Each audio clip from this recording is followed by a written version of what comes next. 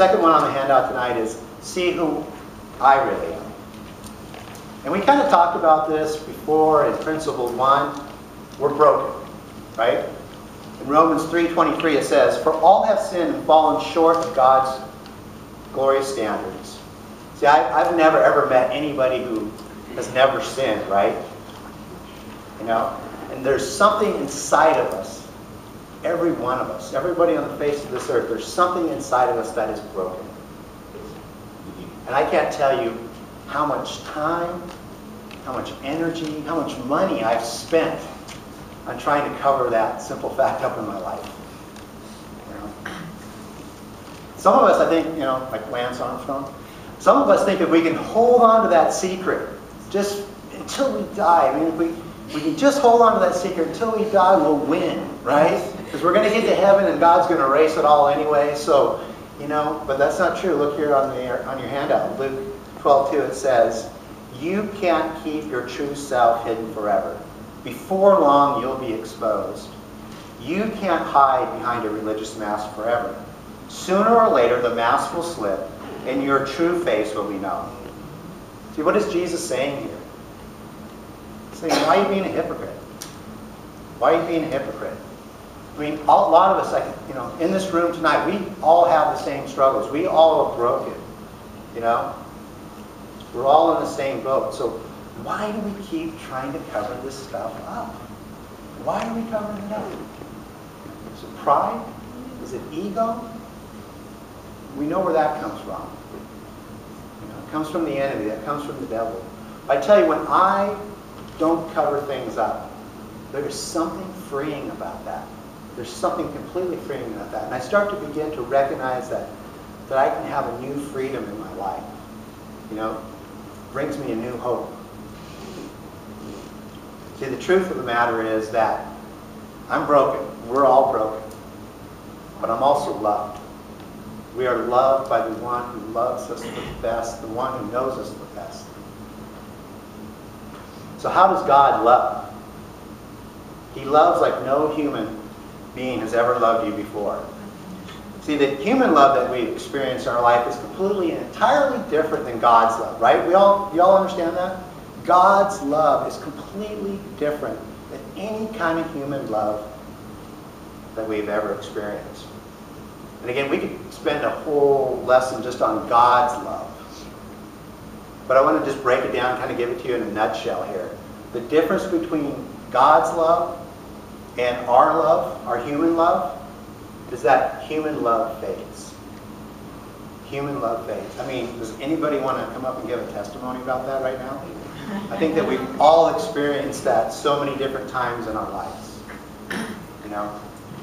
Human love fades, but God's love is everlasting. That's the difference. That's who God really is. He is a God of everlasting love. The last one on our handout tonight here is the third one is see how God can change me. See how God can change me. So if I said to you, God can change you, right?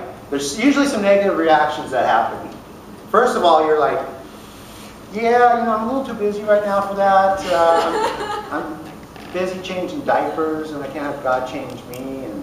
Or there's a reaction of, who are you kidding? God changed me? Changed my life? Or it could be something like, I've done that 100 times or maybe 1,000 times. I've prayed and prayed and prayed. You know, been there, I've done that. See, all those reactions, all those negative reactions come from one place. They come from a place where we think that the changing is all on our shoulders. It's all on our shoulders, and it's not. In Isaiah 40, verses 28 through 31, it says, "Have you never heard or understood? Don't you know that the Lord is an everlasting God, the creator of all earth? He never grows faint or weary. No one can measure the depths of his understanding. He gives power to those who are tired and worn out. He offers strength to the weak. Even youth will become exhausted, and young men will give up. But those who wait on the Lord will find new strength. They will fly high on wings like eagles. They will run and not grow weary. They will walk and they will not grow faint. See, it's not all on our shoulders, right? If you want to have hope, you want to realize God's power to change. That's what it is. It's God's power to change. It's not me changing for God. It's not you changing for God. It's God changing me through His power. It's God changing you through His power. It's not us. How does this work? How does this trusting God's power rather than my own? If I could paint a picture for you, it's kind of like, well, it's up here on the verse here. It says, they will fly high on wings like eagles. That's talking about God's power. That's talking about God's power. Our power is kind of like a hummingbird. You know what I mean? You ever seen a hummingbird? I mean, hummingbird can flap its wings. I didn't know this, but I just looked it up this week. 75 times a second. I mean, even when you have slow motion photography, a hummingbird, I mean, you still can't see it really flapping its wings, even in slow motion photography. You know? And they go up and down. They can go up and down like this, and they go left and right really fast. I think some of us are like that hummingbird. You know, we've just worn out. Our lives have just worn us out. We've been looking for hope and comfort. Fix this real quick here. It's falling off my ear. We've been looking for hope and comfort everywhere. We've been looking for it here. We're looking over there. We're looking for hope and comfort over here. And when it comes to hope, when it comes to connecting to God, the most important thing in our lives, right? Connecting with God. It's not like the hummingbird. It's like the eagle. It's like the eagle, and that's good news. Have you ever seen an eagle fly?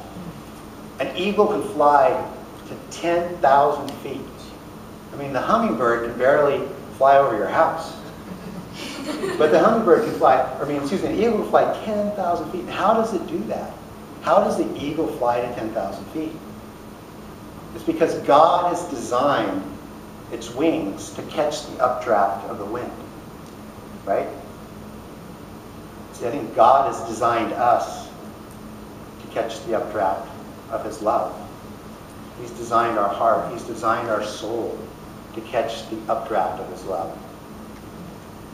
See, it's just a matter of us saying, God, I need you. God, I need you. God, I trust you.